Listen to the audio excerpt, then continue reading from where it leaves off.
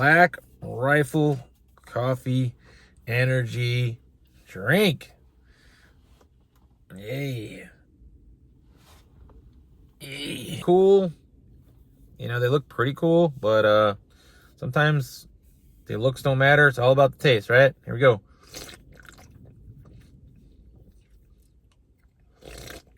To wrap it up, I wouldn't buy them again.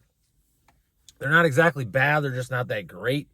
If you like seltzer taste, which is basically like a carbonated water taste, you might like these, but for me, energy drinks these days need to taste better than this. I mean, they got to taste really good.